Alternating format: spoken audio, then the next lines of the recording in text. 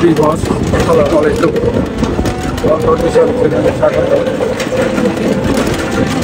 আমি আপনাদের সামনে আমার একটা দিতেছি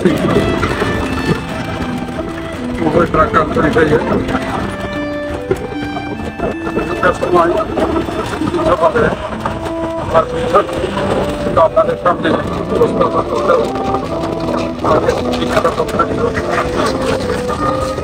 উপস্থাপন করতে যাচ্ছি। বুঝতে পারছি না অনেক খোঁজাখুঁজি করছি, করতে না দিয়ে এখন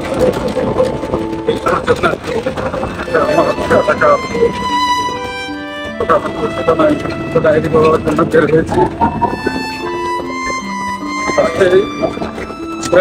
প্রাণী হলেও কিন্তু আমার পরিবারের একটি অংশ ছিল।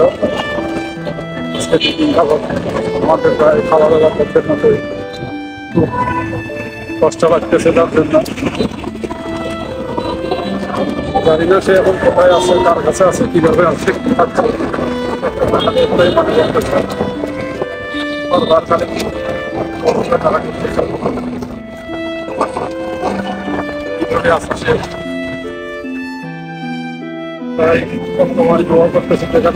ভালো থাকুন। আসলে পরিবারের একটি অংশ হিসেবে সে অতদিন পুরো পরিবারটাকে সে আমাদের ক্লাসে মেতে রাখছিল। এখন যেন পুরো পরে যেন শূন্যের হাহাকার। আমাদের কাছে মনে হচ্ছে আমরা যেন শূন্যতার অনুভব করতেছি। তাই আমরা এখন আল্লাহর কাছে নিয়োগ করি আমাদের মাঝে থেকে আসি। এখন আমরা একটা সাধারণ ডায়েরি করে রাখবো। ভবিষ্যতে যদি কোনোদিন কোনো কারণে বিল্লুকে ফিরে পাই, তাইলে হয়তো আমার জন্য সেই বিষয়টা নিরাপদ হবে। তাই আমি আর আমার ছেলে আমার সংশ্লিষ্ট থানার উদ্দেশ্যে রওনা হলাম।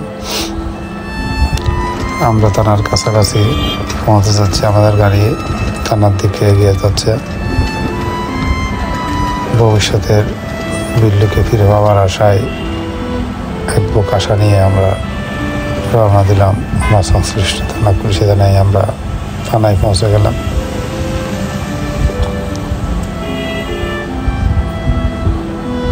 থানায় পৌঁছে আমরা কর্তব্যরত অফিসারকে আমাদের ব্যথা বেদনার কথা বা আমার বিল্লুর কথা ভেঙে বললাম। উনি আমাদেরকে আশ্বস্ত করলেন এবং বললেন বিল্লুর একটা ছবি প্রিন্ট করে আনার জন্য। আমরা দোকানে গিয়ে বিল্লুর 2 কপি ছবি প্রিন্ট করে নিয়ে আসলাম।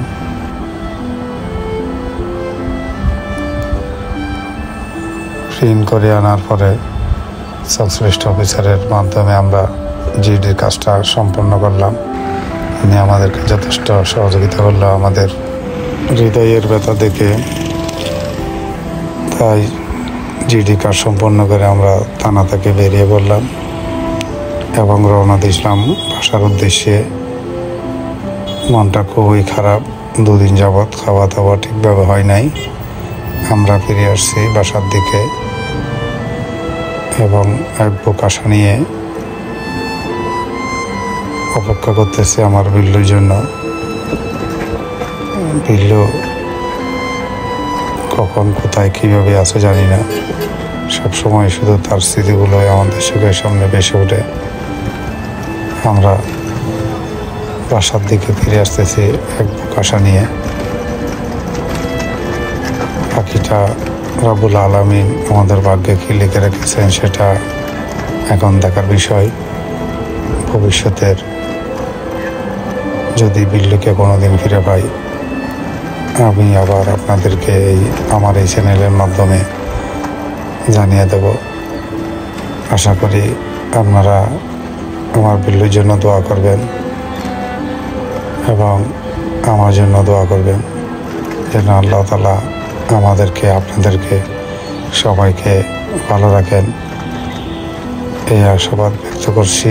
এবং আমার ভিডিওটি যারা দেখছেন, যদি ভালো লাগে লাইক, কমেন্ট, শেয়ার করবেন এবং আমার চ্যানেলে নতুন হয়ে থাকলে সাবস্ক্রাইব করে আমাকে নতুন নতুন ভিডিও বানাতে উৎসাহ প্রদান করবেন এই আশাবাদ ব্যক্ত করছি।